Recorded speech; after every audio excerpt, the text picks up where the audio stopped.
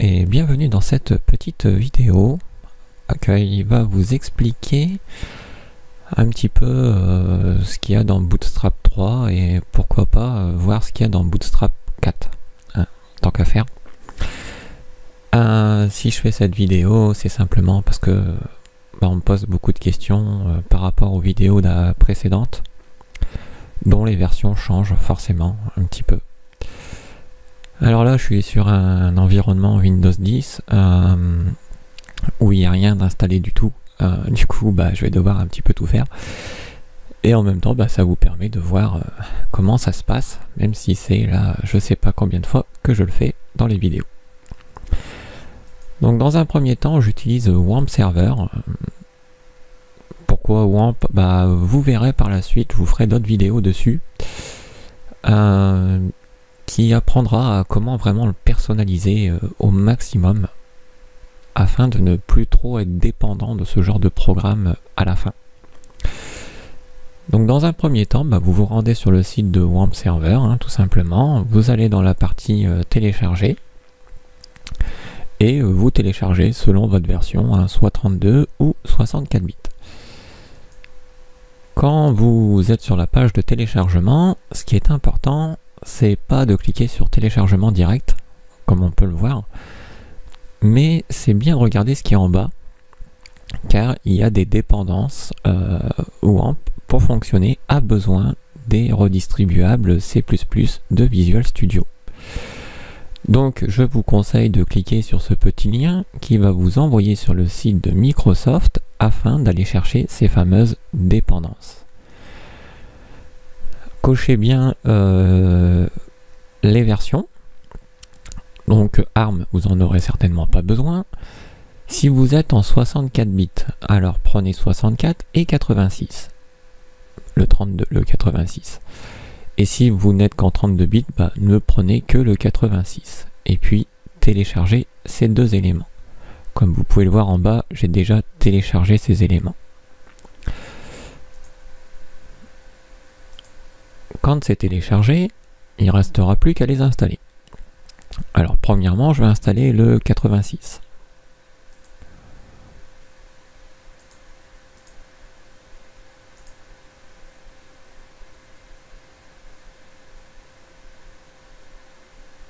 Donc c'est quelque chose qui va relativement vite.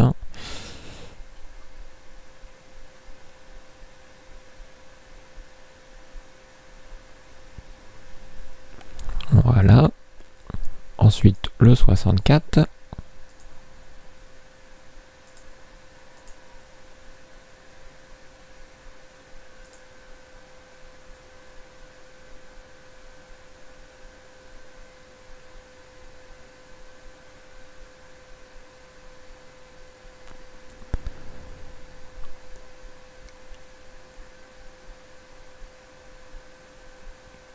Ça devrait se terminer.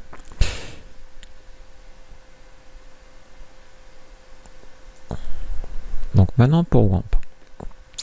Alors pour WAMP, sur ce PC, je vais l'installer dans une partition à part qui sera une partition que j'ai appelée serveur. Et là-dedans, je vais créer deux dossiers. Un que je vais appeler serveur, qui contiendra WAMP, et un autre que je vais appeler VirtualHost, qui va contenir des hôtes virtuels que vous verrez après. Donc maintenant je passe à l'installation de WAMP.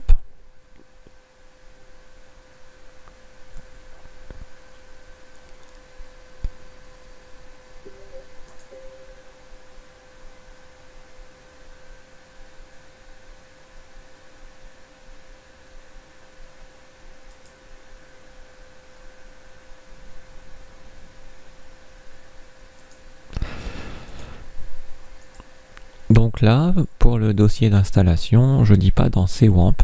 Alors vous pouvez laisser CWAMP si vous n'avez pas d'autres partitions.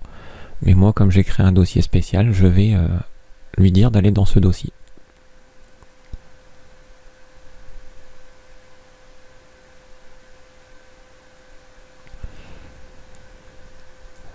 Alors là, l'ordinateur il est un petit peu long. Voilà, donc moi je lui dis dans la partition serveur, dans le dossier serveur. Et j'enlève le dossier WAMP derrière parce que ça m'intéresse pas. Voilà. Donc ensuite, on fait suivant et puis l'installation va s'effectuer. Donc est-ce qu'on crée des icônes? Donc oui, pour la barre de lancement, ça sera pratique. Pour le bureau, c'est pas la peine. Et j'installe.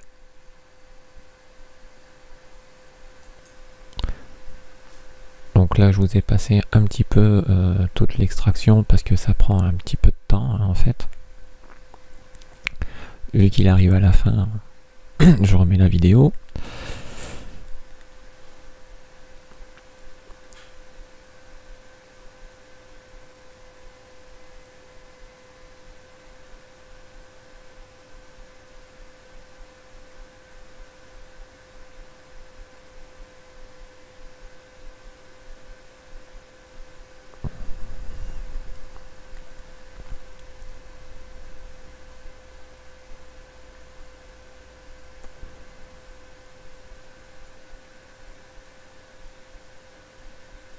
Ça devrait être bon.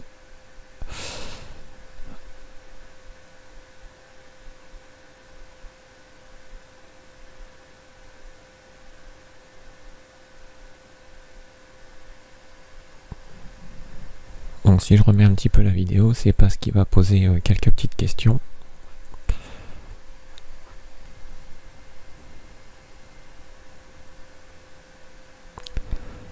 Donc la première question qu'il pose, en fait, c'est l'explorateur de Windows. Alors tout simplement, vous ne touchez à rien et vous dites juste ouvrir, hein, c'est tout.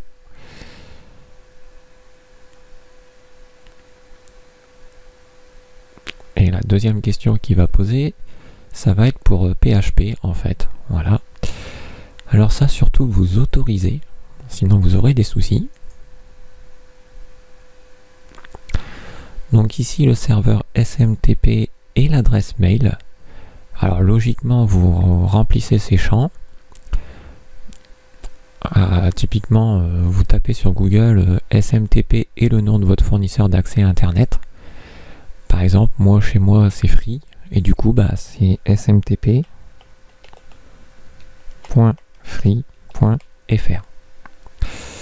Quant à l'email, vous mettez un email que vous voulez. Vous pouvez mettre votre email ou n'importe lequel.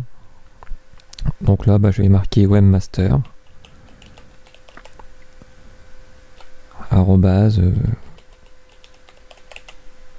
@unixver.eu. Allez, vous pouvez mettre ce que vous voulez, hein, franchement. Et on est prêt à lancer WAMP. Donc on va le reconnaître sous cette petite icône ici. Alors cette petite icône peut disparaître. Ça dépend de l'environnement. Pour faire en sorte qu'elle reste, on va faire un petit clic droit. Et ça va pas être ici. Donc on va faire peut-être un clic droit ici. Ça va pas être là non plus. Alors où est-ce qu'il le met pour la zone de notification? Voilà, personnaliser les icônes de notification. Donc j'ai cliqué dans ces environs là. Vous voyez, l'icône a disparu, ce qui m'arrange pas, j'aimerais bien l'avoir toujours devant les yeux. Donc ça vous emmène dans les paramètres système, notification et action. Donc là vous avez les trucs par défaut. Et ici on va aller sélectionner des icônes dans la barre des tâches. Et puis le Astran, donc WAMP Server, je l'active pour qu'il reste toujours devant moi. Donc cela a pour effet d'avoir créé dans la partition serveur, dans le disque, dans le dossier serveur, tous les fichiers de WAMP. Par défaut, le serveur fonctionne déjà, surtout si vous avez l'icône verte. Donc là, je pourrais aller sur localhost. et on voit que le serveur est en fonction, qu'il n'y a pas de problème à ce niveau-là. Donc moi ce que je vais créer en fait c'est des hôtes virtuels. À quoi ça sert? Ça sert simplement à avoir une adresse personnalisée. Typiquement là si je voudrais m'en servir comme ça, le dossier qui contient les éléments c'est le dossier W. Alors imaginez qu'on voudrait jouer avec Bootstrap, donc on va créer un dossier ici Bootstrap. Voilà, et puis là-dedans on pourrait mettre ce qu'on veut. Un index, mais bon.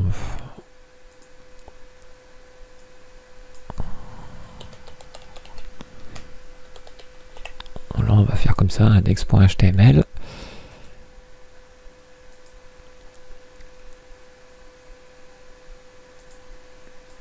Et puis là-dedans on va faire h1 test bootstrap.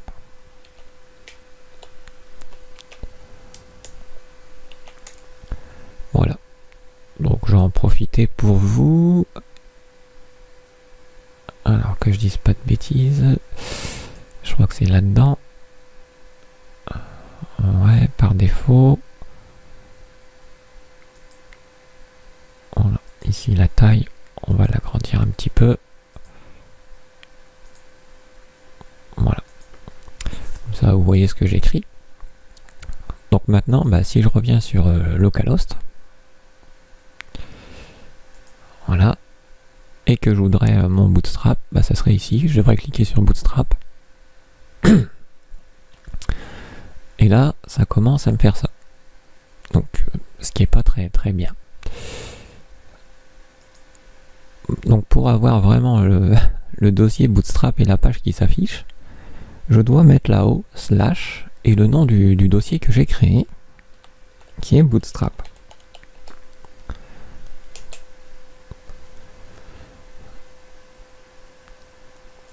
Alors là, peut-être que j'ai fait une erreur dans le nom. Oui, j'ai oublié un petit T ici. Voilà. Et du coup, ça nous fait une adresse comme ça. Et ça, c'est pas c'est pas ce que je préfère en fait. D'où la raison de ce virtual host que je vous parle. Alors des virtual hosts, j'en ai fait plein dans plein de vidéos. Hein. Bon, là, la version d'Apache a dû changer et du coup, pour ceux qui l'avaient fait sur les anciennes vidéos, ils pourraient se poser la question, mais pourquoi ça marche pas? Alors on y va. Premièrement, à côté de serveur, j'ai créé un dossier virtualhost. Ici, je vais me créer un dossier spécial que je vais appeler X. Et dedans, je vais créer quelques dossiers comme logs, qui contiendra des informations de log. Un dossier www, ça c'est ce que j'ai besoin par défaut.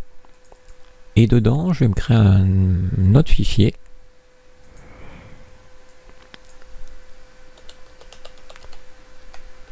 Donc là, ça sera du code PHP que je vais mettre dedans. Alors, je suis pas là pour faire une formation PHP, hein, loin de là. Il y a des vidéos sur ça.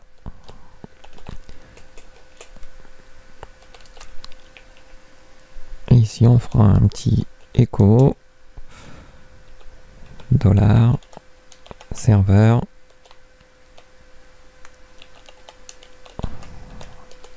server name. Voilà. Ça affichera simplement le nom du serveur dans la page, tout simplement. D'ailleurs, on pourrait peut-être mettre un petit H1 autour.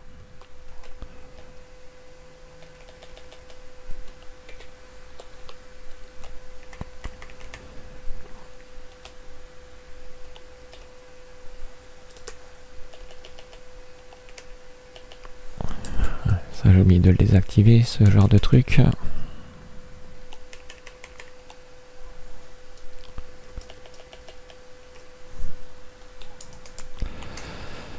Voilà, tout simplement, ceux qui ne comprennent pas, vous avez juste à recopier ça. Donc, maintenant, créer un hôte virtuel. Alors, très simplement, je vais commencer par l'hôte virtuel par défaut. Alors, c'est quoi cet hôte virtuel par défaut? Ce que beaucoup de gens ont du mal à comprendre, c'est celui-ci en fait. C'est le localhost. Parce que quand on va créer un hôte virtuel, ce localhost ne va plus exister. Et WAMP, il en a besoin.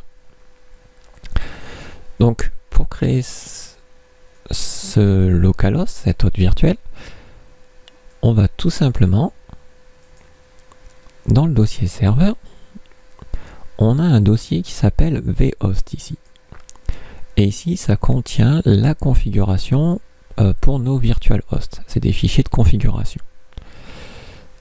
Donc là, je vais me créer un dossier défaut. Pourquoi défaut? C'est parce que dedans, je vais mettre le fichier de configuration pour le virtual host par défaut. Et je l'appellerai localhost. Et les fichiers se terminent par .conf. Important. Donc maintenant, comment je vais mettre les informations dedans? Alors là, je vais aller dans le répertoire bin, dans Apache, dans conf, et on a un fichier qui s'appelle httpd.conf. C'est le fichier de configuration d'Apache, donc c'est le serveur web. Là-dedans, je vais demander dans le langage, dans myIniFichier, ce qui est en vert, c'est des commentaires, et ce qui est en noir, c'est des informations réelles. Donc moi, je vais aller chercher simplement quelques petites infos. Donc ici, j'ai le document route. Donc c'est là où se trouve le localhost. Alors ça, je vais le copier et je vais ouvrir mon fichier de configuration que je viens de créer. Donc dans virtualhost, hop là, dans vhost plutôt, serveur, défaut, et je vais éditer ce fichier en même temps. Pour l'instant, je vais copier simplement les lignes que je récupère du fichier httpd.conf. Ensuite, j'ai un élément qui s'appelle directory là, et je vais sélectionner tout ce qu'il y a dans directory. Donc je copie, et je colle ça là-dedans. Là, pareil, je vais mettre le langage myIni. Voilà. Je vais enlever tous les commentaires, toutes les lignes vertes.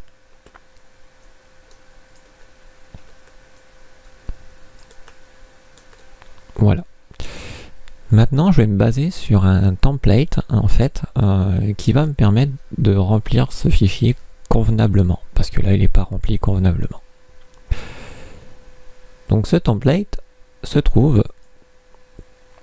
dans le serveur, donc dans bin, toujours, dans Apache, l'Apache version, dans le dossier conf, et là on va avoir extra ou original, donc on va se mettre sur extra, et on a un fichier httpd.vhost.conf. On va l'éditer, et on va prendre juste cette petite ligne. Alors il y en a deux par défaut, comme vous voyez, c'est pour vous expliquer qu'on peut en faire plein. Donc je copie un élément et je vais venir le coller ici. Et maintenant, je vais remplacer certaines choses. Donc la première chose que je vais faire, c'est que je vais ajouter le directory dedans. Alors quand je dis dedans, c'est dans les balises virtualhost. Ensuite, je vais personnaliser ces informations ici. Donc ici, ce sera le localhost. Donc tout ce qui est demi-hostexemple.com, je vais faire un CTRL H avec Notepad. Je vais faire du rechercher remplacer. Et je vais remplacer tout ça par localhost.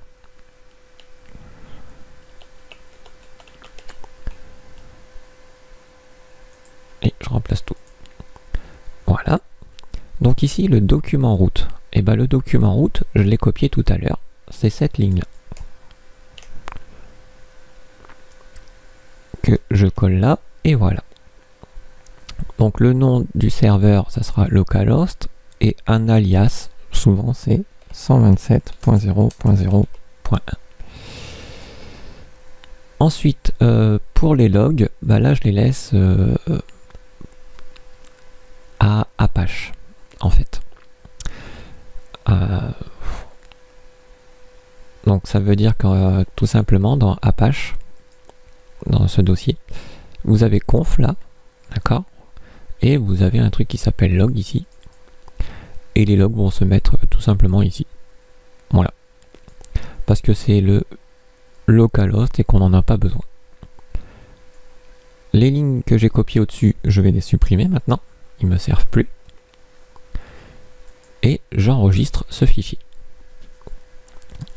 Ensuite, ce que je vais devoir dire, c'est au fichier d'Apache, donc le fichier httpd.conf, aller tout en bas. Et ici, vous voyez, on a un include optional qui est en commentaire et qui va chercher le dossier vhost ici. Donc je vais décommenter cette ligne, je vais enlever le optional, je vais prendre cette ligne, je vais la dupliquer, voilà, et la première, je vais enlever l'étoile ici, et je vais renseigner le dossier défaut, slash, et le nom du fichier que j'ai créé de configuration qui s'appelle localhost.conf.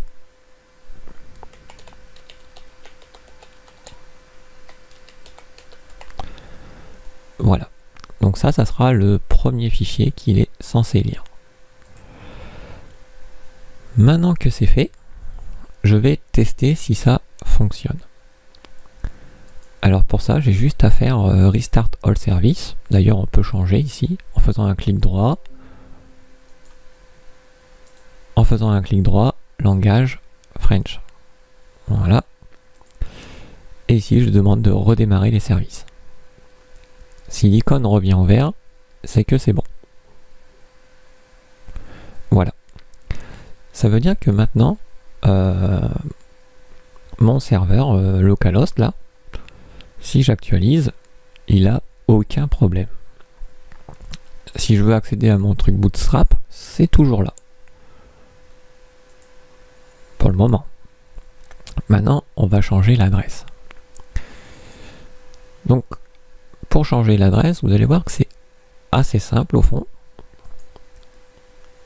Vous voyez que dans les logs de tout à l'heure, bah, ils se sont créés ici par défaut.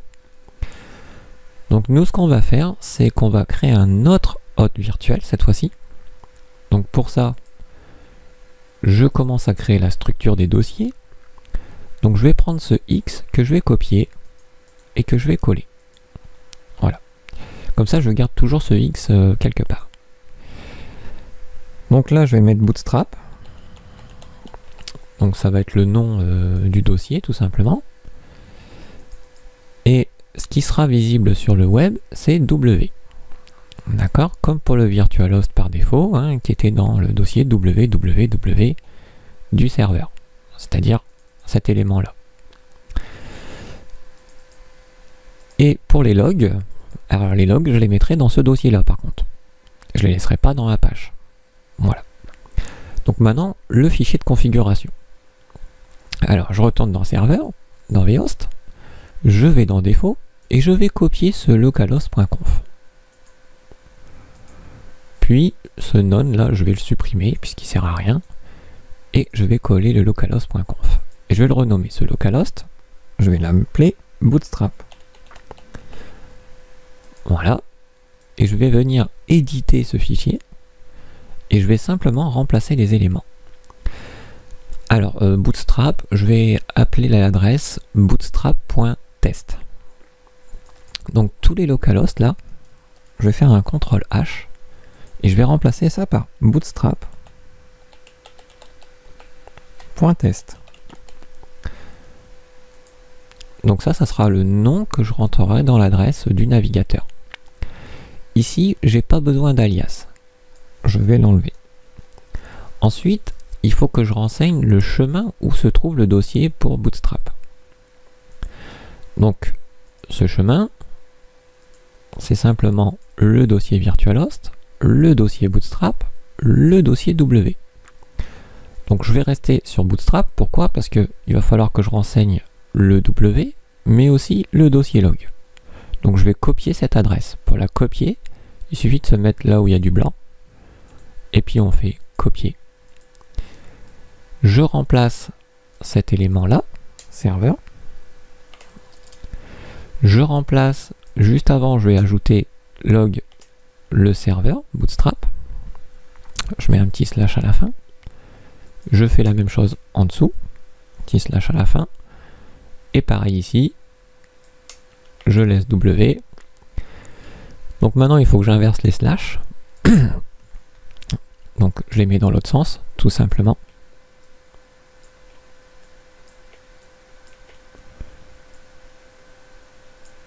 Voilà, voilà. Et voilà. Donc ça veut dire que le dossier web pour ce site qui s'appellera bootstrap.test, le nom du serveur, se trouvera dans ce dossier précisément. Et pour les fichiers de log, les fichiers d'erreur se trouveront dans le dossier log du dossier Bootstrap. C'est tout. J'enregistre ceci. Et maintenant, je recommence. C'est-à-dire, je redémarre les services. Alors, vous allez voir que ça va fonctionner. Que, voilà, il est vert, tout est bon. Seulement, je vais avoir un petit souci. Donc, je dis que normalement, si je veux l'appeler, maintenant, c'est bootstrap.test. D'ailleurs, je vais aller enlever dans l'autre par défaut. Donc dans serveur, dans W, le dossier Bootstrap ici, je le supprime complètement. Ici, je mets généralement à rien. Et si je regarde dans l'adresse web, donc si j'actualise le localhost Bootstrap, vous allez voir que il n'y a plus rien puisque je viens de supprimer ce dossier. Si j'enlève Bootstrap derrière, que je garde localhost, j'ai toujours l'autre par défaut. Et si je demandais bootstrap.test avec un slash à la fin, on va voir inaccessible. Alors inaccessible pour une raison. C'est une erreur de résolution de nom. En fait, mon système essaye de contacter un site qui s'appellerait bootstrap.test. Mais en réalité, il n'existe pas ce site. Il est faux. Et du coup, il me répond cette erreur. En fait, il n'arrive pas à résoudre ce nom. Donc, pour avoir des hôtes virtuels avec les noms qu'on veut, il va falloir tricher un peu. Et vous allez voir que c'est assez simple. Pour ça, il va falloir aller dans le disque dur C2, ou là où vous avez installé Windows, aller dans le dossier de Windows, aller dans le dossier System32, aller dans le dossier Drivers, aller dans le dossier ETC, et vous avez ce fichier host ici. Alors attention, ce fichier host est un petit peu protégé par le système. Vous allez voir, je vais l'éditer avec Notepad. Donc voilà. Donc là, il m'a pas l'air protégé, c'est un peu étrange. Donc vous voyez que, pourquoi il a trouvé localhost tout à l'heure? Parce qu'en fait, il y a déjà une ligne ici. Et moi, je vais en ajouter une nouvelle. Donc je vais la copier, la coller.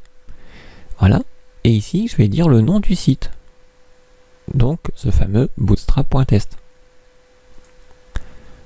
Donc je vais venir écrire bootstrap.test et j'enregistre. Et là, il m'empêche de l'enregistrer. Il me dit que voilà, je suis pas administrateur et tout. Pourtant je suis administrateur sur le PC. Vous allez voir le petit réglage qu'il faut appliquer sur ce fichier pour pas être embêté à chaque fois. Donc on va faire un clic droit sur ce fichier et propriétés. Puis dans l'onglet sécurité, si on regarde administrateur, on voit ici qu'il a le contrôle total, c'est-à-dire il a le droit de modifier le fichier, il a le droit de l'enregistrer. Par contre, si on regarde utilisateur, lui, il peut que le lire. Et c'est là qu'on se rend compte qu'on n'est pas administrateur en fait. Malgré qu'on l'est. Mais pour ce fichier, apparemment, on ne l'est pas. Du coup, je sélectionne utilisateur et je modifie. attention, là il me sélectionne tous les packages. Je sélectionne bien utilisateur. Et à cet utilisateur, je lui donne le droit de modification. Donc le droit d'écriture. J'applique, je dis oui, je dis OK, je dis OK. C'est tout. Je reviens sur mon fichier host. Là, j'enlève cette fenêtre, on s'en fout. Et maintenant, je l'enregistre à nouveau. Et vous voyez qu'il est enregistré. Là, j'ai pas besoin de redémarrer WAMP. Pourquoi? Parce qu'en fait, ce que je viens de modifier, c'est un fichier système. Et c'est pas un fichier de configuration du serveur web. Maintenant, sur cette page, si j'actualise, on voit bien qu'il m'écrit bootstrap.test. Simplement, c'est le fichier PHP que j'ai écrit tout à l'heure. Donc, hop, qui me répond serveur name. Et c'est quoi ce serveur name en fait? Dans Bootstrap conf, j'ai un élément qui s'appelle serveur name. Et c'est ça qui m'écrit en fait, tout simplement, ce nom du serveur. Ainsi, si je voudrais créer d'autres virtual hosts, j'aurais plus qu'à répéter cette opération autant de fois que je veux. D'ailleurs, on pourra voir dans les logs qui sont bel et bien là. Donc là, je vais repartir, hop, dans serveur, dans virtualhost, dans Bootstrap, et le dossier log qui avait rien, maintenant il a bien des logs. Bon, pour Bootstrap maintenant. Alors pour ça, je vais fermer tout ça.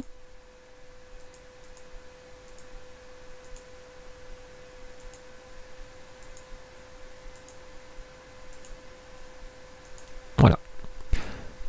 Donc je vais aller chercher Bootstrap.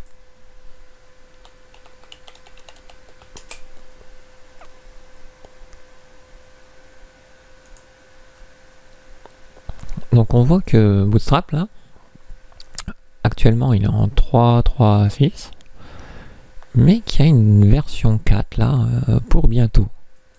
Si on clique là-dessus, on voit qu'il est en version alpha.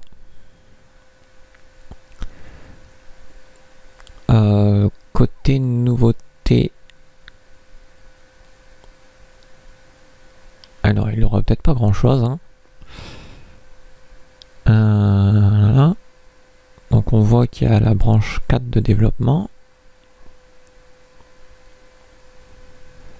Donc on voit qu'il supportera la version 3. Donc il n'y aura pas de grosse différence. Si ce n'est qu'il va rajouter des espèces de thèmes payants en plus, d'après ce que j'ai compris.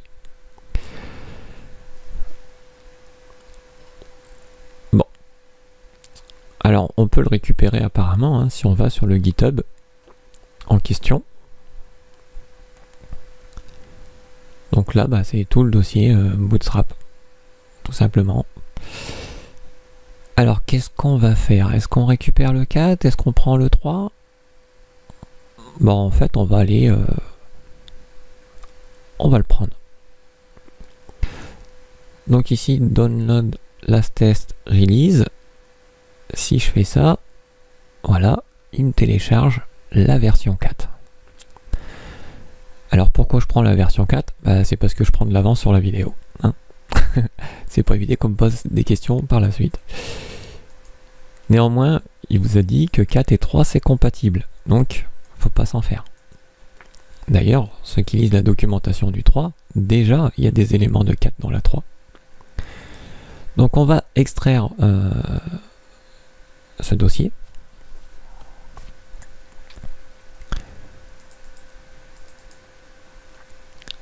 Donc nous, ce qui nous intéresse, c'est dans dist. Et ici, c'est simplement les fichiers CSS de Bootstrap. Et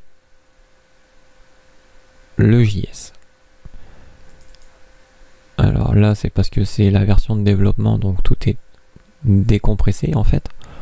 Mais nous, ce qui va nous intéresser, c'est simplement le fichier Bootstrap, quoi. Donc là, je vois pas les fontes et tout ça. Alors peut-être que maintenant dans Bootstrap 4, il n'y a plus les fontes. On verra bien. Donc je copie ceci et je vais le mettre dans mon dossier à moi du serveur. D'ailleurs, je vais en profiter. c'est-à-dire que je vais mettre ça dans l'accès rapide. Comme ça, quand j'en ai besoin, hop, j'aurai plus qu'à cliquer là-dessus et ça m'emmène dans mes dossiers à moi. Donc je vais dans le dossier W, je colle ça. Alors, est-ce que je vais l'appeler Gist? Pas vraiment. Je vais l'appeler Bootstrap. Et souvent, Bootstrap, c'est, on va dire, une librairie externe. Donc je vais créer un dossier libs. Voilà. Et tout ce qui n'est pas mon code à moi, je le mets dans le dossier libs. Ensuite, à l'intérieur, on va faire un peu le ménage. Hein. On n'a pas besoin de tout ça. Donc le map, on peut le virer. Alors on peut garder le min quand on est en production. Bon, nous on va garder seulement celui-là hein, pour le moment. Donc ça je supprime. Et côté JS, ce qu'il y a là-dedans, on l'enlève. Hop. On va garder que Bootstrap JS. Voilà. Alors, là j'ai un petit doute sur les fontes, mais bon, c'est pas grave. Alors maintenant, comment on intègre ça à notre projet? Donc je vais reprendre mon index PHP. Bon là, pour les besoins de la vidéo, je vais pas faire du PHP, je vais faire du HTML. Donc index.html. Voilà. Je vais l'éditer.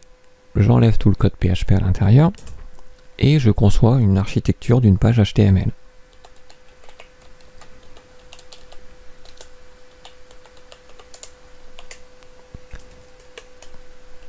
D'accord, donc là j'ai pas à me mettre dedans. Alors pour ceux qui voudraient Mmet, bon, simplement sur le groupe Unixver, j'ai donné un lien vers Mmet.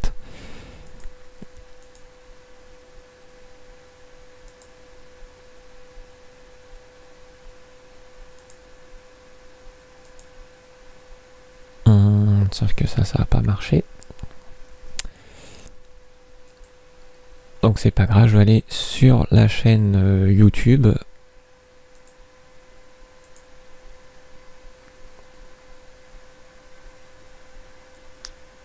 Et vu que je suis pas connecté, il me reconnaît pas, d'accord.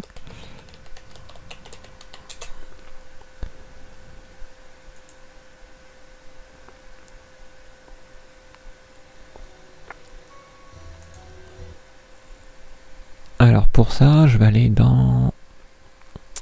Où est-ce qu'on m'a souvent posé la question récemment?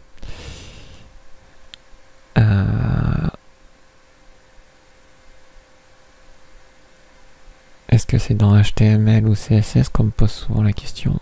Je me rappelle plus. J'avais fait une formation avec Mmet d'ailleurs. Ça doit être là-dedans qu'on me le demande assez souvent. Je crois que c'est courte durée ou truc et astuce, je sais plus. Voilà, Notepad++ et Mmet. Voilà, il suffit d'aller voir dans les commentaires.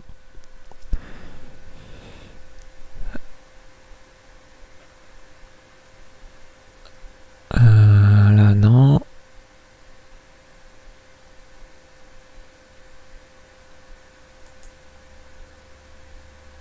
Alors là, ce qu'on me propose, c'est pas ça. Pourtant, j'avais répondu à des questions là.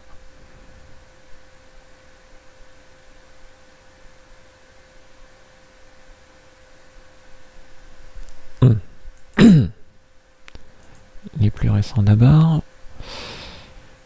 Ouais.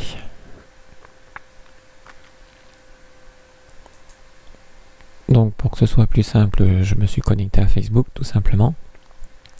Donc il suffit de rejoindre le groupe Unixver, d'aller dans la partie fichier, et là vous avez Notepad++ et Mmet. Vous allez chercher le fichier zip tout simplement.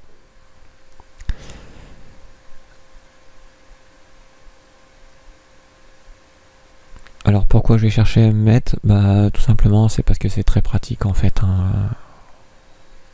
Il n'y a pas d'autre explication. J'aurais pu le taper à la main, hein, c'est sûr, ça marche aussi. Mais comme on a l'habitude, après c'est difficile.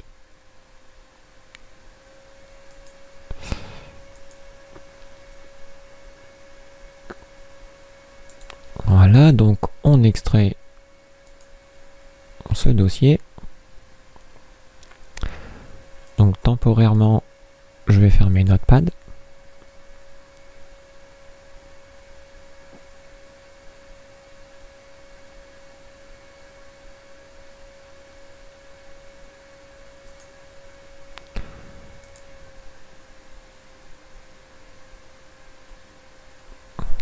Allez, on se dépêche.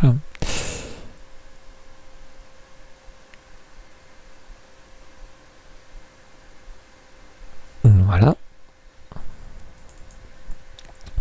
Donc vous pouvez regarder le fichier à lire, hein, ceux qui ne savent pas. Tout simplement, vous copiez ces deux éléments-là. Puis vous allez dans le dossier d'installation de Notepad++, qui est dans Programme File x86. Voilà, et ici vous avez juste à coller. On remplace tout.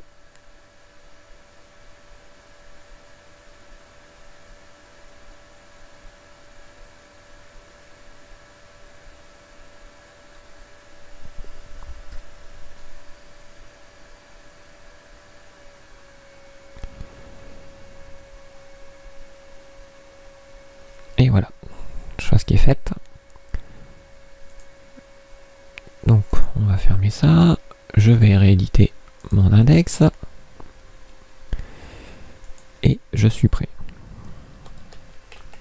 Alors j'ai un raccourci à changer avant, ce qui est important. Donc raccourci clavier. Dans les plugins commandes, l'expand abréviation, faut pas laisser CTRL ALT entrée par contre. Donc moi j'ai l'habitude de faire CTRL et E, ce qui est plus rapide. Voilà, c'est tout ce qu'on a besoin de changer ici. Et maintenant je peux faire ce que je veux faire.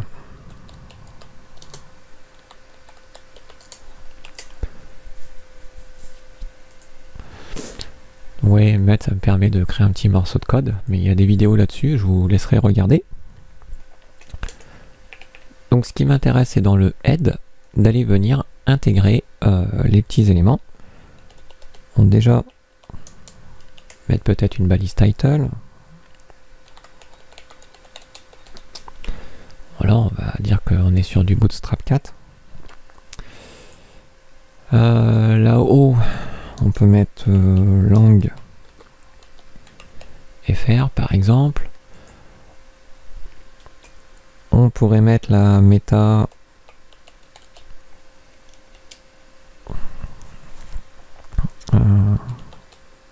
chart7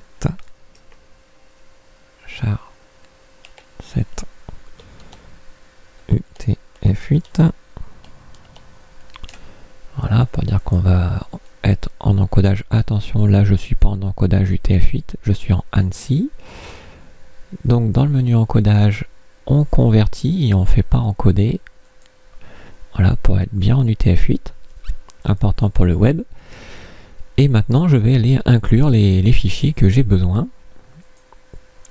Donc il faut que j'aille dans le dossier libs, d'accord. Il faut que j'aille dans le dossier bootstrap, dans le dossier CSS et aller chercher bootstrap CSS. Donc pour ça on fait une balise link. Rel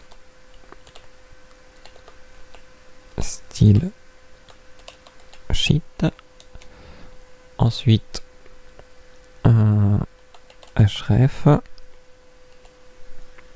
Depuis la racine, je dois aller dans le dossier libs, dans le dossier bootstrap, dans le dossier CSS, puis le fichier bootstrap.css. Et je peux fermer la balise. Avant la fermeture du body. Donc je vais créer une balise script. Type texte JavaScript. Voilà. la source. Donc ça sera libs, tout ça.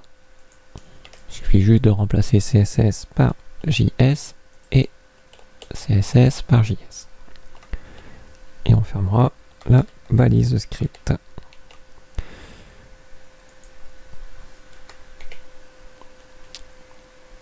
Donc on va agrandir un petit peu tout ça. On va faire un petit peu de formatage de code, histoire d'y voir un peu plus clair.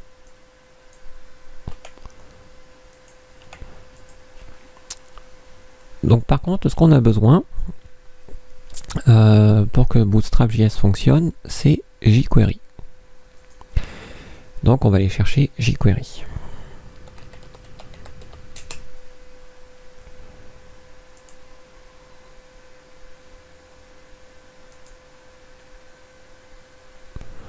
On va prendre la toute dernière version. On va prendre la version non compressée. Voilà. Et puis bah ça, on va le mettre dans notre dossier à nous. On copie. On va dans libs, on va créer un petit dossier jQuery.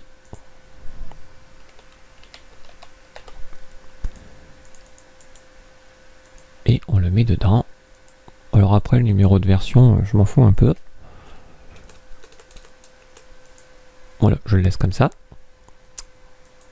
Et maintenant, dans la page, hop, je copie cette balise. Je la mets au-dessus et j'adapte. Donc ça sera jQuery. Il est dans aucun sous-dossier.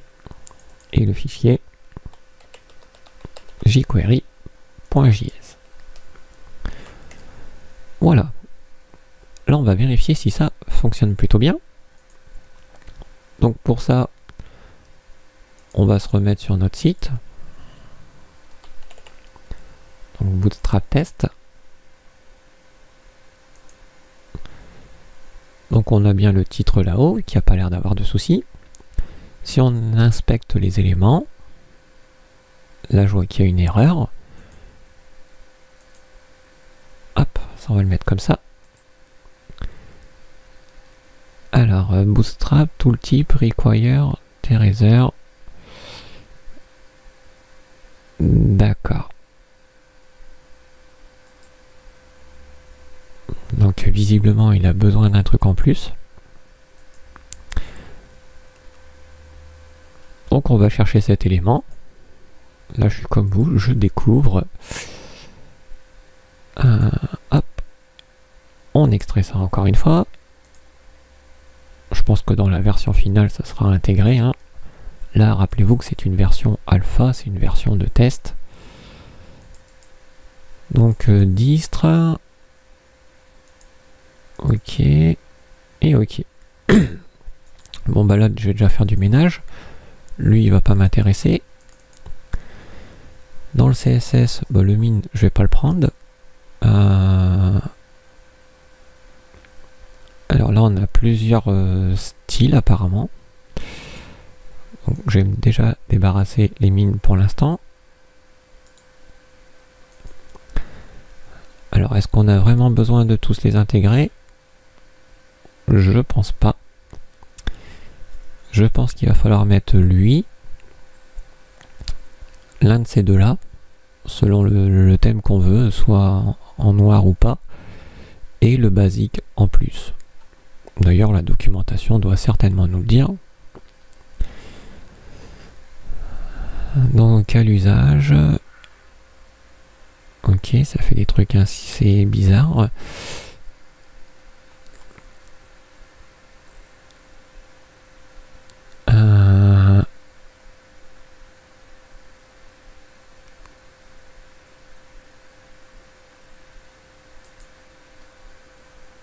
Prendre le premier élément du truc, hein, ça va peut-être nous expliquer. Il n'y a pas l'air. Bon, on va découvrir. Hein. Carrément même.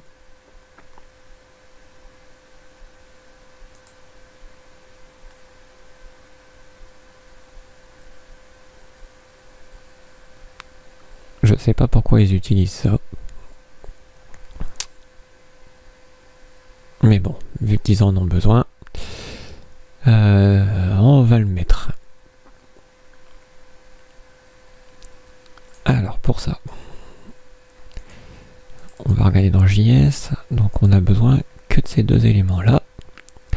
Je vais simplement prendre le nom de ce plugin. Voilà, et le dossier dist, je vais le renommer en ce truc là. Je vais copier ça, et puis hop, on va dans Bootstrap, W, dans la librairie, on met ça dedans, et puis bah on l'ajoute. Donc on va avoir des fichiers CSS à rajouter. Alors pour l'instant je vais en ajouter 2, puisque apparemment il y en avait 3 ou 4. On va voir ce que ça fait déjà avec 2. Donc le dossier, alors je vais copier son nom puisque j'ai pas l'habitude de son nom. Donc c'est libs, ce nom là. Alors il a besoin de ça, donc il faudra le mettre avant Bootstrap, ça sera important, mais après jQuery, puisqu'il va certainement utiliser jQuery. Ensuite, bah là je vais simplement mettre son nom. Je vais regarder quand même dans les fichiers. Hein. Donc là, c'est le bon nom, c'est le bon chemin. Donc là, pour le premier, ça sera bon. Pour le deuxième, bah, on va prendre ce nom-là.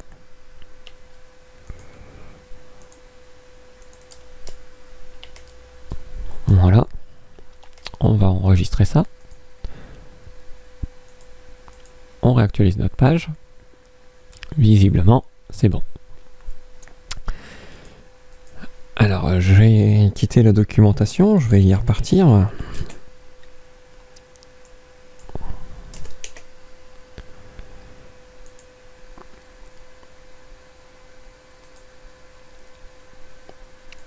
Donc, nous, ce qui nous intéresse, c'est la partie 4.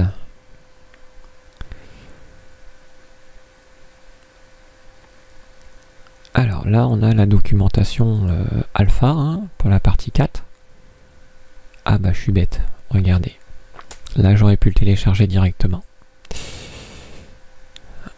Eh bah on y va. Si on peut le télécharger directement, ça sera peut-être plus simple comme ça.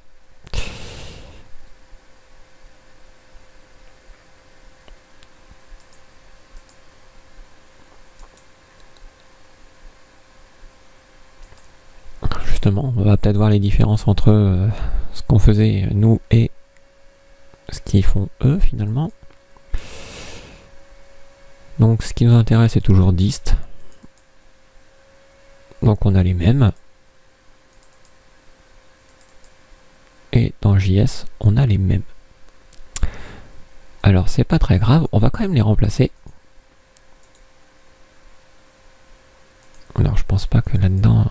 Je vais regarder s'il a mis son T-Razer là, je sais pas quoi là. Visiblement non. Et dans le CSS, hop, on regarde que lui. Donc je vais prendre ces deux là. On va dire pour l'instant on fait la même chose. Oui, c'est sûr. Mais il y a peut-être des chances qu'ils ont inclus directement déjà le bon fichier quoi.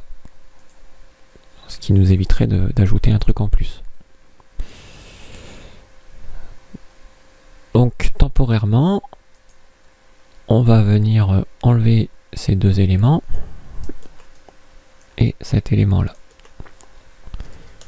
J'enregistre et je regarde si j'ai encore cette erreur ou pas. Ouais, donc visiblement on aura vraiment besoin de ça. Donc bah ça tombe bien qu'on l'ait fait. Voilà. Donc je remets les lignes que j'ai enlevées, tout simplement. Même en téléchargeant du site officiel, vous aurez besoin de ça pour Bootstrap 4. Alors après, ça marche comment? Alors là, c'est comment on peut les chercher. Alors là, on aura différentes versions apparemment, hein, d'après ce que je comprends. Donc Getting Started, un layout. Donc ça, c'est les blocs. Comment ils vont être présentés. Donc container ou container fluide. La différence, c'est que lui, il a une taille fixe avec des petites marges sur les côtés, le container, et le fluide va prendre toute la place. Ensuite, qu'est-ce qui va nous intéresser là-dedans? Bah, pas grand-chose. Si ce n'est qu'on va devoir commencer avec un container. Ensuite, si on regarde la grille, alors qu'est-ce qu'ils ont mis dans la grille?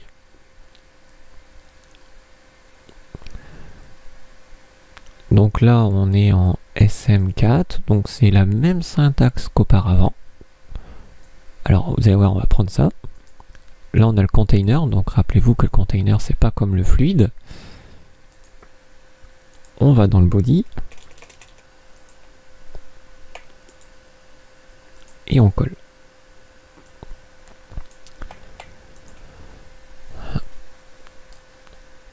On enregistre notre page. Et puis on va regarder les différences, hein, tout simplement.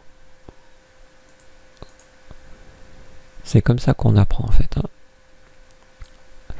Donc on a bien 1, 2, 3 colonnes. Ça, il y a l'air d'avoir des marges sur le côté, comme on voit. J'aurais pu changer ce container en container fluide. Pour que ça prenne tout l'espace et que du coup bah, j'ai plus de marge sur le côté. Là ça prend tout l'espace. Donc là on le voit pas mais il y a des traits hein, qui déterminent les colonnes. Après bah, on voit que c'est exactement comme le Bootstrap 3 en fait. C'est à vous de choisir comment vous voulez mettre les choses.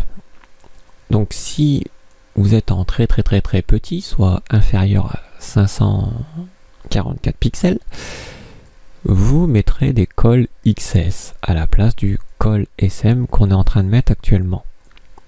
Bien sûr, vous pouvez les ajouter, ces éléments. C'est-à-dire que, disons que on va mettre, au lieu de 3 colonnes, puisque là on a mis 3 colonnes, on va en mettre 4, tout simplement. Donc je vais rajouter une colonne là. Hop. Alors la taille totale là pour une ligne, dans une ligne on peut avoir que 12 colonnes. Alors vous allez dire il y en a 4. Oui, mais il faut additionner ces éléments. Donc là 4 x 4, 16. Et du coup je suis en dehors des 12 colonnes. Donc si je voudrais 4 colonnes, comme je le demande là, il faut que je change le 4. Donc j'ai 12 possibles, j'en veux 4, donc 12 divisé par 4, ça va me faire 3. Donc une colonne a une largeur de 3. Tout simplement. Donc je change cette largeur à 3. Ce qui fait que, bah ici je vais bien avoir ce nombre de colonnes. Maintenant, imaginez que vous réduisez l'espace. Alors hop, pour ça, on va se mettre comme ça. Donc si on réduit l'espace, on voit qu'ici, vous voyez, les colonnes, au bout d'un moment, elles vont passer que sur une seule. Donc une colonne fera une largeur de 12 directement. Mais entre deux, voilà, à cette distance-là, vous avez vu que le texte se place en dessous. Il serait intéressant de dire, bah, finalement, quand on est dans cette résolution-là, au lieu d'en avoir 4, ça serait bien d'en avoir 2, tout simplement, mais qui prennent un peu plus de place. Ah, vous allez voir que ça paraît compliqué ce que je dis, mais c'est assez simple. Là, on va se dire qu'on est en SM. C'est notre cas, on est en SM. Donc, ce qui est en dessous de SM, c'est le XS. Donc, je vais ajouter ce col XS maintenant. Donc là, je vais lui dire col-XS. Donc, quand tu seras dans une taille extra small, cette fois-ci, au lieu de faire 3, tu vas faire 6. Ça, je vais le répéter un peu partout. Donc là, on est bien d'accord que 6 et 6, ça fait 12. Mais je peux continuer. Je vais faire 6 et 6, encore 12. Qu'est-ce qui se passe ici, en fait, à cette rupture-là? Et bien en gros, là, je vais avoir, dans une taille extra small, ces deux colonnes, une comme ça qui prend la moitié, puis une comme ça qui prend l'autre moitié. Et comme il est arrivé à 12, et ben en fait, il va aller en dessous, tout simplement. Donc il va recréer un 6 en dessous, puis un autre 6 à côté. Et puis si l'écran était plus grand, donc il serait dans une dimension SM finalement, et là du coup bah, j'aurais plus deux colonnes côte à côte, mais j'aurais bien les 4 sur la même ligne. Et bien sûr je peux décliner autant de fois que je veux, c'est-à-dire que par exemple, je sais pas moi, je prévoirais pour un truc très large, bon bah je pourrais rajouter col, LG, et puis un chiffre. Vous voyez, je peux faire ça autant de fois que je veux. Simplement, ça va permettre de s'adapter à plusieurs résolutions. Donc si on regarde, hop, donc si on regarde la doc avant, juste avant quand même, faut que ce soit supérieur là à 544 pixels. C'est seulement quand il va être en dessous de 544 pixels qu'il va appliquer l'école XS. Donc là, quand je redimensionne le navigateur, on voit en haut cette largeur là qui s'affiche brièvement. Donc si je descends en dessous de 544 là,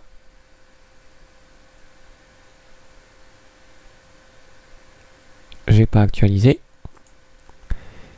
Voilà. Si je n'actualise pas la page, il va pas le prendre en considération. Donc vous voyez que au-dessus de 544, automatiquement, il repasse sur le XS. D'accord? Il repasse ici. Bon bah là, on va se dire la même chose, finalement. Est-ce que ici, c'est intéressant d'avoir ça? Non. Là, on va dire, bah finalement, là aussi, c'est 6. Parce que c'était encore trop petit. On le fera passer sur 3, sur une taille au-dessus. Bon, bah, à quel moment il serait intéressant de les voir sur 4? Oh, par exemple, quand on est ici, donc dans les 800, comme on peut voir.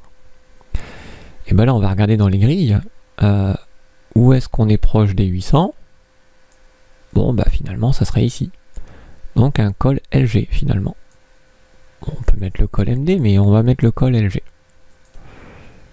Donc là, je rajoute col-LG-3.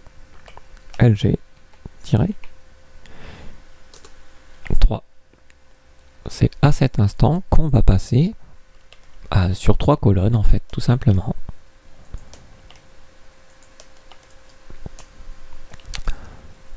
Plus 3, 6, plus 3, 9, plus 3, 12. Donc on est bon, on a 12 colonnes.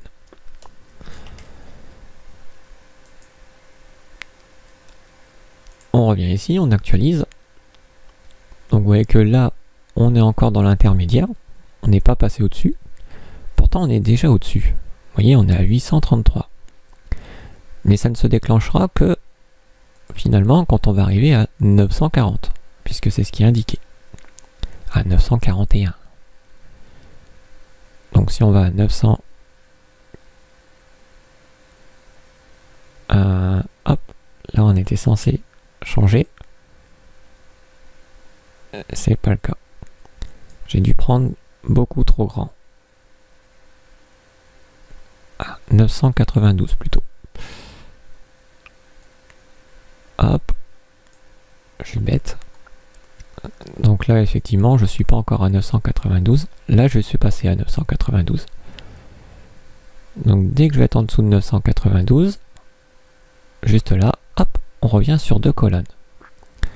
Jusqu'à, puisque de 992, il va y rester, jusqu'à temps qu'il va rencontrer celle-ci. Donc en gros, juste en dessous de 544, il va appliquer cette classe, cette fois-ci. Bon bah là on a toujours cette classe et puis elle va y rester un petit moment.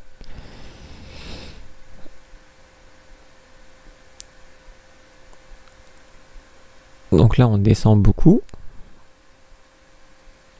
Et là on descend tellement qu'il serait peut-être plutôt intéressant maintenant de dire bah finalement pour la dernière partie de passer sur une colonne. C'est-à-dire l'extra small ici, quand on arrive en dessous de 544, donc ce fameux XS, au lieu de le mettre sur 6, on le met sur 12.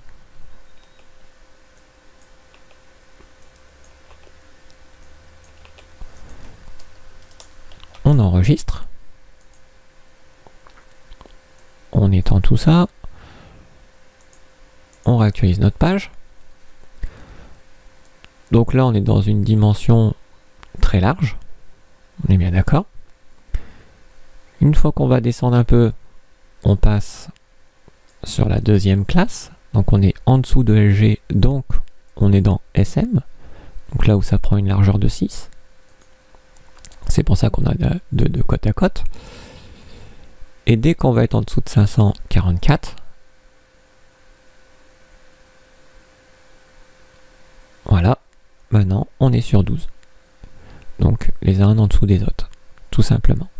Voilà comment fonctionne le système de grille de Bootstrap 3 et 4. Puisqu'on est, rappelez-vous, on est sur du Bootstrap 4 là. Donc c'est la même chose en fait. Ou si vous utilisez le Bootstrap 3, vous verrez que sur la documentation de Bootstrap 3, hein, c'est pareil. Il vous explique exactement le même truc. Bon, je vais pas y aller, mais voilà, vous comprenez que c'est pareil, quoi. Donc ça, c'est le système de grille. Alors après, comment on fait pour ajouter des trucs Bon bah, je sais pas, on va aller dans composantes, des composants. Qu'est-ce qu'on pourrait lui dire de mettre? On va regarder sur le côté, s'il n'y a pas des trucs intéressants. Une carte. Donc une carte, voilà. Mais il suffit qu'on prenne ça. Donc je vais insérer une carte, c'est ce qu'il me dit. Donc là j'ai un container fluide. Donc je pourrais créer plusieurs containers fluides si ça me fait plaisir. Ou je peux tout mettre dans un container fluide. Là j'ai un row, une ligne. Donc moi je vais me recréer une ligne. Une div class row.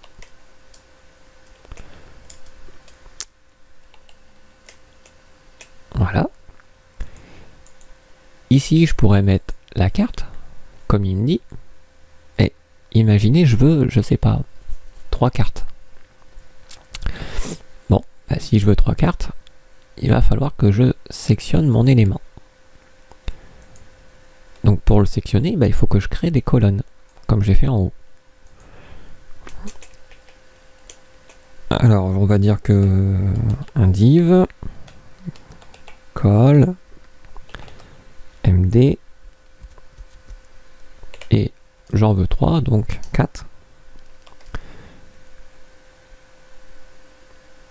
Et ça, bah, il m'en faut 3, comme ça. Voilà.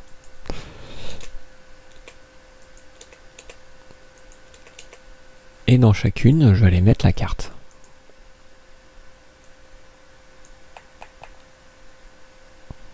Alors, pour que ça soit bien visible, hop, on va faire comme ça.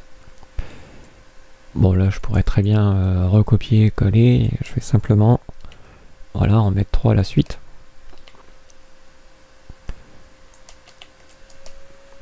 Et que j'enregistre. Alors, bien sûr, après, c'est à vous d'adapter les éléments à l'intérieur, hein, bien entendu. Moi, je ne vous fais voir que comment ça fonctionne. Donc, on a bien ces cartes. Voilà. Donc, on avait une image, en fait, ici. Là, on a carte title, mais au-dessus, il y a une image. Et nous, on n'a pas l'image. Pourquoi on n'a pas l'image? Bah, regardez, ce qu'on a copié comme code, c'est ça. Et effectivement, une source n'a pas d'image. Alors, on va générer des images bidons pour le petit test. Donc, on a lorem pixum.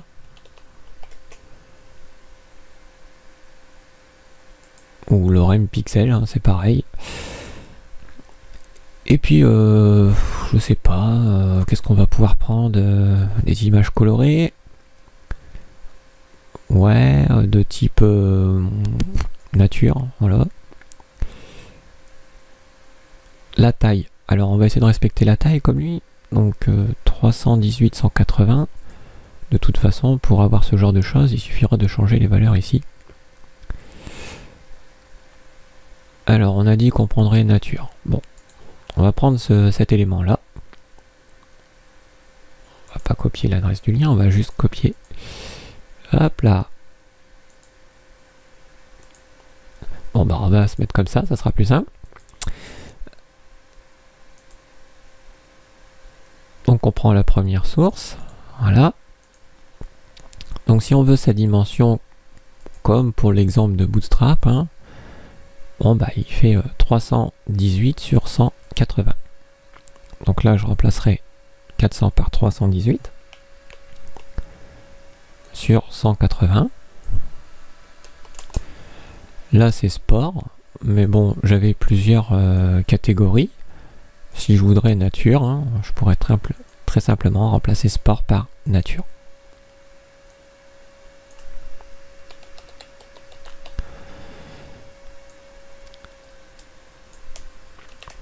Et là, bah, je vais remplacer les sources de chacune des cartes.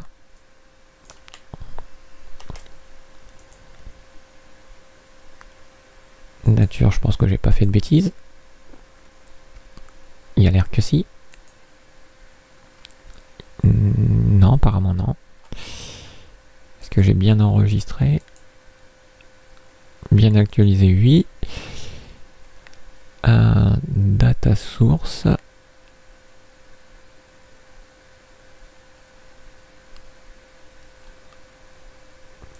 Alors là, c'est assez étrange qu'il est mis sous forme de data.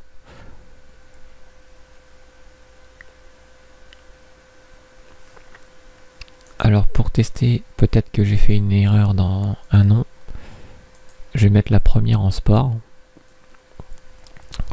On sait jamais, hein, j'ai peut-être fait une erreur. Je vais venir réactualiser. Donc, vu qu'elle apparaît pas, c'est qu'il y a autre chose derrière qui fait que ça apparaît.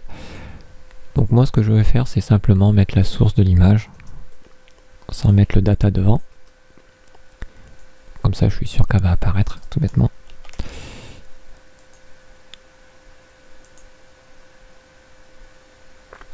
Et voilà, donc elle est plus grande. Pourquoi? Parce que j'ai copié la 400 par 200 hein, au lieu de 318 par 180, ce qui fait qu'elle est un peu bizarre. Bon, je vais simplement changer ces deux éléments là. 318, 180. Voilà.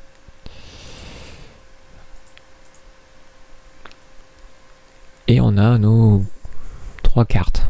Voilà. Alors après, bon, on peut se balader, hein, on peut chercher d'autres trucs. Donc là, on a des cartes un petit peu différentes, visiblement, avec des listes à l'intérieur. Là, on a des listes. Qu'est-ce qu'on peut voir encore? Donc des cartes, vous voyez, il y avait plusieurs styles, hein, visiblement.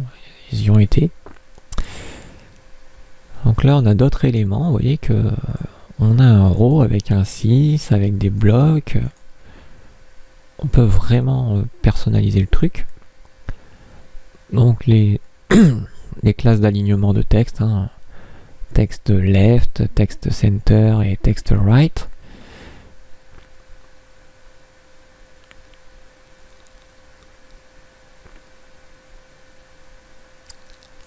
Alors vous voyez que ici il y a des pseudo-classes XS par exemple entre les deux. Donc ces pseudo-classes XS, c'est simplement pour dire extra small. Rappelez-vous les dimensions qu'on a vues tout à l'heure sur la grille, bah elles se répètent aussi sur les classes de texte par exemple. Alors on peut mettre un header et un footer dans cette sorte de card, puisqu'on est encore dans card visiblement. Il y a pas mal de choses au niveau des cartes. Qu'est-ce qu'on peut voir d'autre? Alors des backgrounds, des cartes avec des backgrounds apparemment. Donc pour ça, il y aura des petites classes à ajouter. Card primary. Donc primary c'est pour ce bleu là.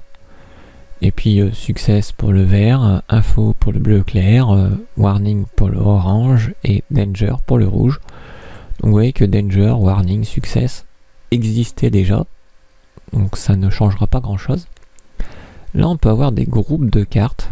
Alors là les groupes de cartes, simplement il va y avoir au lieu d'un row, alors le row il peut être au-dessus bien entendu, on va simplement tout mettre dans un élément qui s'appelle card group. Et puis à l'intérieur c'est des cartes tout simplement hein, que vous pouvez designer comme vous voulez bien entendu.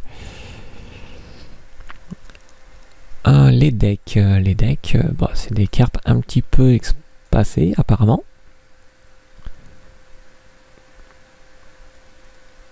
Alors là, vous voyez que là, il s'éclate un petit peu dans les colonnes et tout. Donc on a carte colonne. Donc là, il commence à mettre une carte. Celle-ci n'a pas de dimension.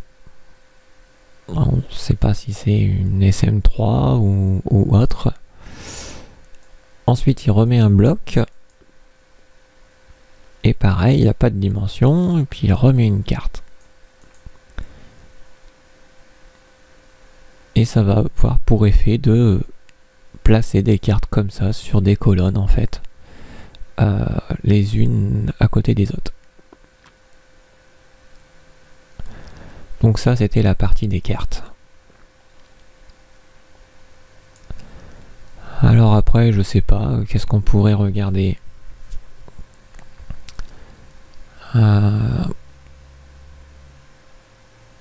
Tooltip. Tout à l'heure il nous embêtait avec le tooltip.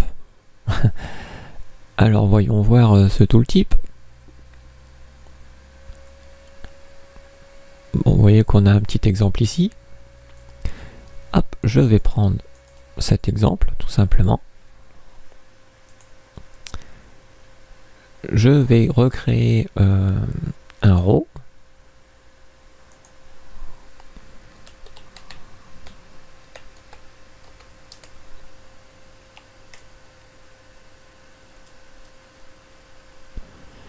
Voilà, dans ce row, je vais y mettre le code que j'ai copié, donc les fameux boutons. Et ici, on peut changer, bien sûr. Bon, l'alignement, il n'est pas top, là.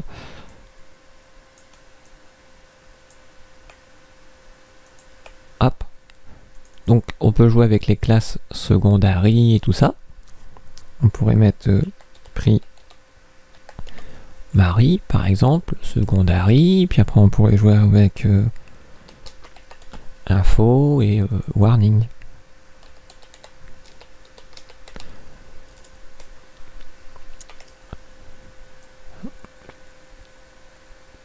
Donc les data placements, c'est où va se trouver le tooltip.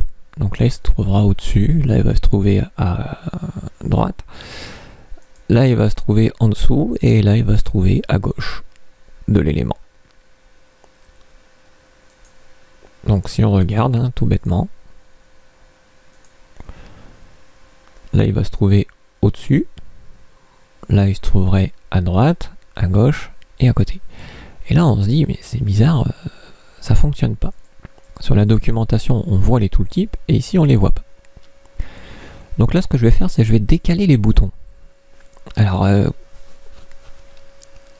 justement dans le système de grille on peut le faire. Alors après je vous ferai voir comment mettre le tooltip en place, mais c'est faire comme vous voyez, les décaler. Alors je vais dupliquer ça pour avoir une partie de documentation avec nous et l'autre partie qui va repartir sur la grille, donc le layout et la grille. Donc on avait vu le début de la grille en fait, c'est-à-dire ces éléments là, mais il faut savoir qu'on peut déplacer. Donc là on a les éléments stackés, donc les uns collés aux autres tout simplement. pour le mobile et desktop, donc c'est ce que je vous ai expliqué, qu'on peut ajouter plusieurs classes, qu'on n'est pas obligé d'en mettre qu'une, on peut en mettre plusieurs.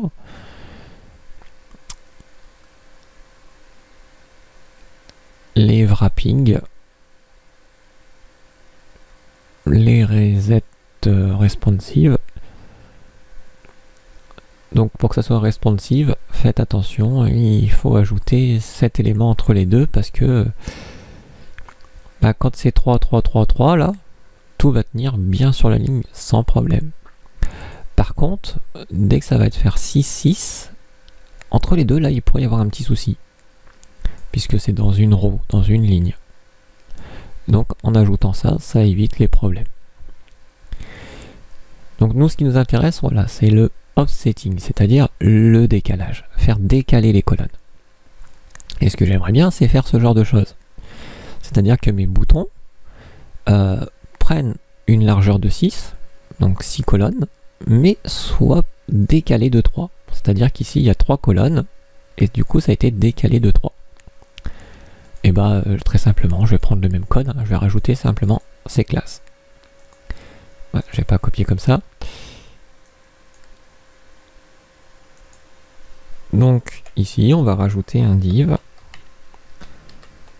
call md6 raté. Quand on se trompe de lettre, on a des problèmes.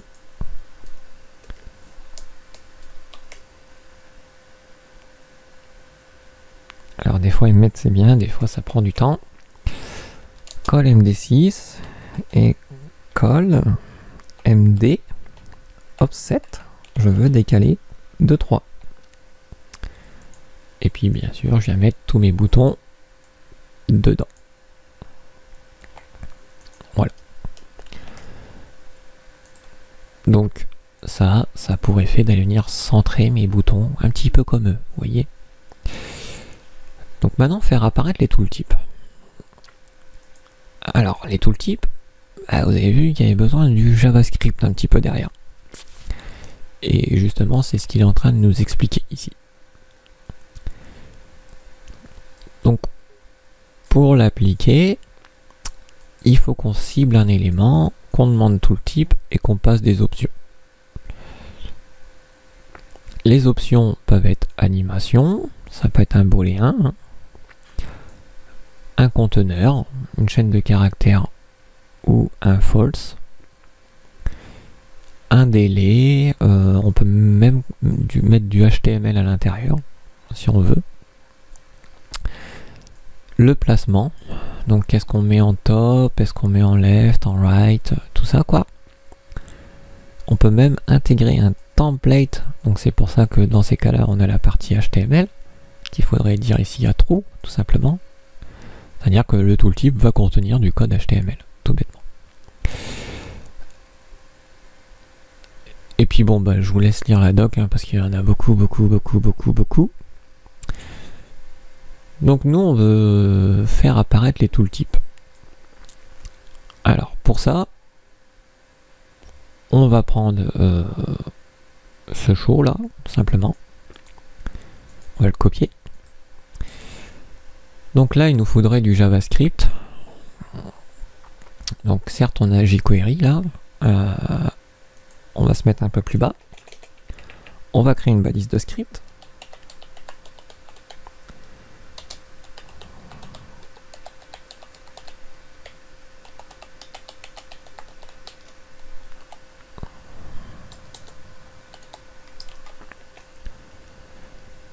Voilà. On ferme la balise de script. Donc avec jQuery, on s'assure que le document est chargé.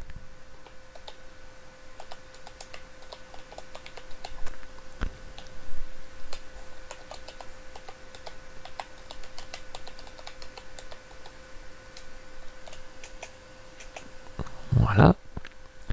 Et maintenant qu'on est sûr que tous les éléments du document sont chargés, on va pouvoir aller cibler quelque chose. Donc l'élément ici, bah nous on va regarder ce qu'il a mis. Donc on va prendre tous les boutons. On va pas se prendre la tête, on va prendre les boutons. Bien sûr, je pourrais ajouter une classe spéciale. Vous allez voir après. Pour l'instant, on va prendre les boutons. Donc là, c'est comme du CSS. Hein. Bouton, c'est un élément HTML, donc on écrit bouton comme ça. On actualise.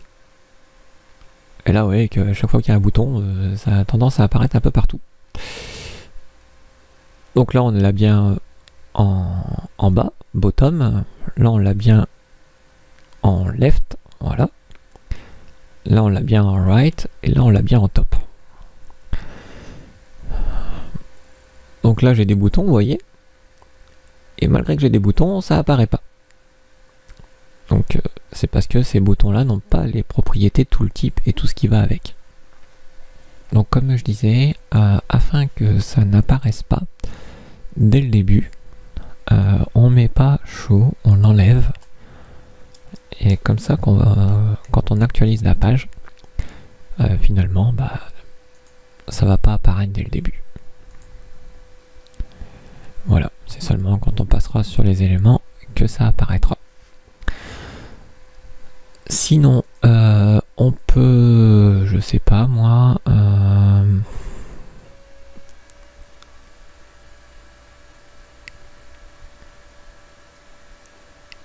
et là, vous voyez, vous avez tout un exemple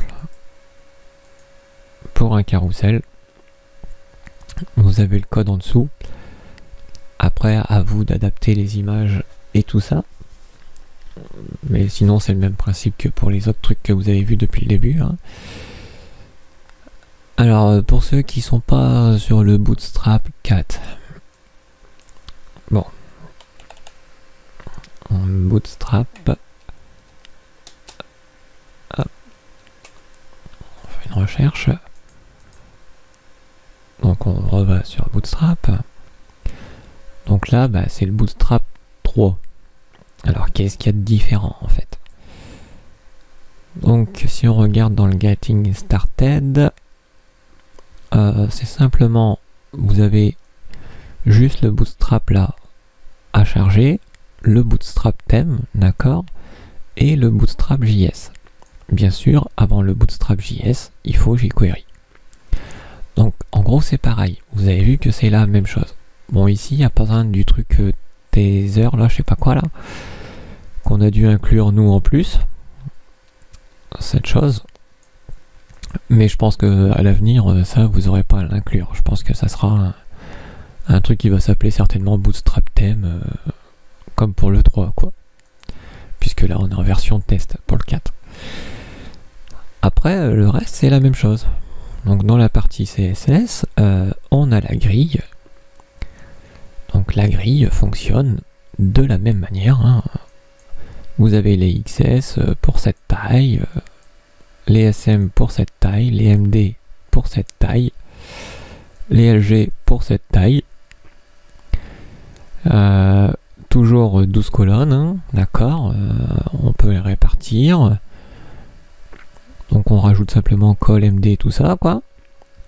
Le container, alors fluide ou normal, donc fluide ça prend toute la taille, normale ça a une taille un peu fixe.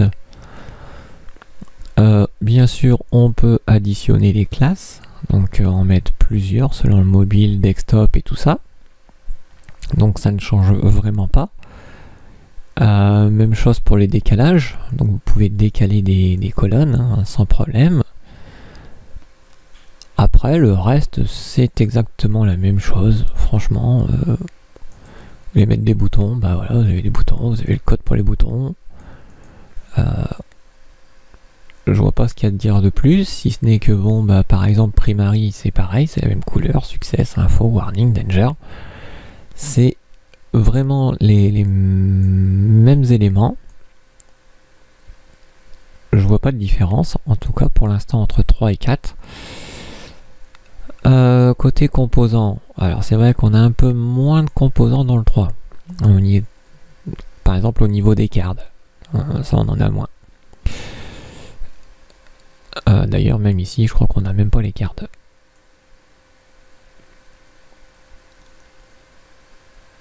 Non, il n'y a pas de card ici.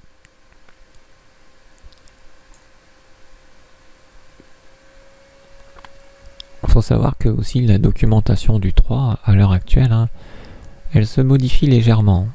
Dans le sens où il y a des trucs qui se rajoutent quand même. Ah, c'est une impression que j'ai peut-être, mais je crois qu'il y a des trucs qui se rajoutent. Côté JavaScript, par exemple le carrousel. Bon bah imaginons on veut ce carrousel là. Eh ben on y va. Hop, on va prendre ce carrousel là. Alors vous avez vu que je suis sur le code du 4 en ce moment. J'ai pas changé le code. J'ai pas changé le code du tout. Hop. Donc je vais garder ma classe container en haut. Je vais descendre en bas. Hop. Hop, j'ai oublié, j'allais garder la classe container. Hop, on enlève tout ça. Je mets le code du 3, hein, d'un carrousel de type Bootstrap 3. Hop. Et ici, il faut une source d'image. Donc plusieurs items. On va faire comme tout à l'heure, on va mettre 3 items. On va aller chercher hop, le lien pour insérer une image. Bon, le texte alternatif, je le remplis pas, mais bien sûr, vous pouvez le remplir. Voilà, j'enregistre. J'actualise. Bon, là, petit souci. Donc effectivement, il y a peut-être une différence légère hein, sur le JavaScript qui fait que ça ne l'a pas déclenché.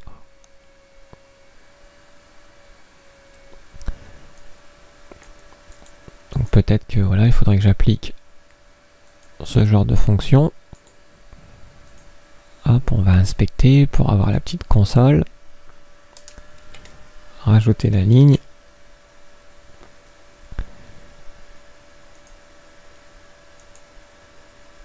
Bon, là, ça ne l'a pas déclenché. Alors après, c'est pareil, si vous êtes en Bootstrap 3, moi je vous faisais voir un peu le 4 pour prendre de l'avance. Mais c'est la même chose en fait, hein. Le 3 et le 4, ils se ressemblent, hein. Vraiment, ils se ressemblent. Là, donc j'affiche le dossier, je vais l'extraire rapidement. Hop. Donc là, on a 3 dossiers. Je vais le remettre dans mon élément à moi, dans libs. Donc j'enlève ces fichiers là. Je les mets. Là, j'ai pas besoin de cette librairie en plus. Et puis je dois inclure les fichiers qui sont le thème et le bootstrap tout seul. Alors, je vais enlever ces trucs là. Hop. Voilà, donc j'ai inclus ces 2 fichiers là. Et côté JavaScript, juste le bootstrap. Bien sûr, les trucs minimifiés, ça c'est à faire uniquement si vous êtes en production. Comme là, c'est du test, c'est du développement. Alors autant mettre les versions qui sont pas compressées. Donc vous voyez, je vais mettre bootstrap thème, j'enlève cette partie qui me sert plus. Et en bas, bah, c'est le même nom, c'est bootstrap.js, sauf que j'ai plus besoin de Terazer là. Par contre, j'ai toujours besoin de jQuery. Ça, c'est indispensable. Et si on réactualise, voilà, donc on a le carrousel qui se met en place tout bonnement avec notre container fluide hein, qui a bien séparé les éléments. Bon, après pour placer les images et tout ça, c'est à vous de le styliser, mais voilà, le Bootstrap 3 c'est exactement pareil que le Bootstrap 4, si ce n'est que dans le 4 il y aura peut-être des éléments en plus. À part ça, je vois pas de différence Du moins comme ça, quoi. Donc voilà. J'ai pas d'autre chose à dire là-dessus. C'était simplement pour vous expliquer rapidement, rapidement, entre guillemets, comment utiliser Bootstrap 3 et 4. Vous avez vu que la documentation reste tout de même indispensable. Vous avez souvent besoin de cette doc pour pouvoir faire des choses. Et puis dans votre code, vous n'hésitez pas, vous créez des classes, des éléments, div, classe row avec div classe call sm par exemple 6. Voilà, donc je vais avoir une div avec une classe row, une list avec une classe call sm6, et puis je peux faire un call sm offset de 3 pour décaler les éléments. Et puis à l'intérieur, je peux mettre le code que je viens de copier, tout simplement, de la documentation, qu'ensuite j'adapte à mes besoins. Et voilà, on a ce bouton d'action qui s'est un petit peu centré. Bon, j'ai pas pris les autres boutons apparemment. J'aurais dû. On va essayer de prendre des boutons un peu plus button group. Voilà, par exemple ça. Allez, ça m'a l'air intéressant, une sorte de pagination. Hop, donc on garde ça, on remplace par ça, voilà. Et puis c'est parti.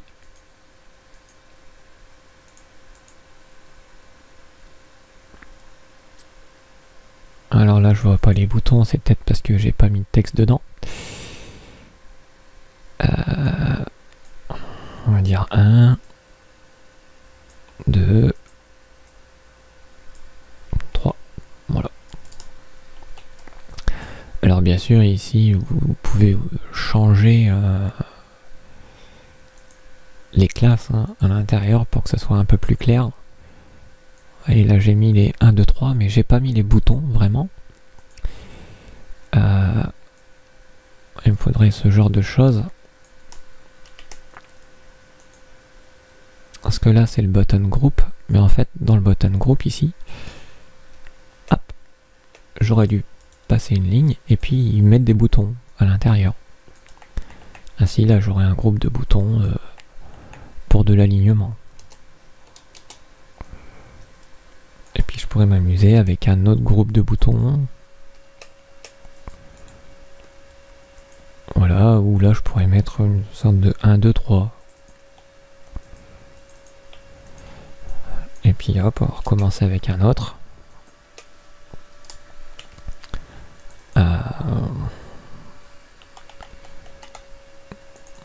Gras, italique,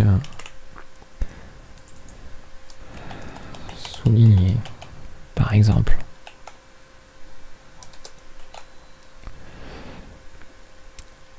Et puis pour eux on mettrait la classe défaut, pour eux on mettrait, je sais pas, la classe info.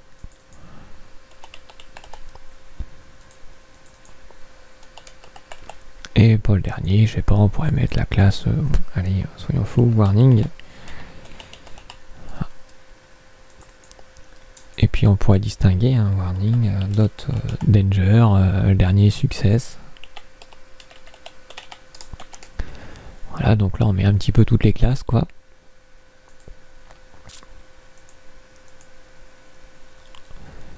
Et on a ce premier groupe de boutons. Voilà. On a ce deuxième groupe de boutons. Et puis on a ce dernier groupe de boutons. Avec bien sûr la disposition qu'on a demandé. Donc un offset de 3, l'ensemble prend 6, et puis du coup il reste 3, et ce qui donne l'aspect centré, quoi. Voilà comment ça fonctionne. Après c'est comme le reste des vidéos. Le seul truc qui change par rapport aux vidéos de Bootstrap 2, c'est simplement le système de grille. Voilà, c'est tout. C'est uniquement ça. C'est pour ça que j'ai passé un petit peu de temps au début sur la grille. et que je vous ai fait voir en même temps que la grille entre le 3 et le 4 ne va pas changer. Donc voilà, maintenant vous êtes prêts jusqu'à Bootstrap 5, on va dire. Allez, sur ce, ciao, bye bye.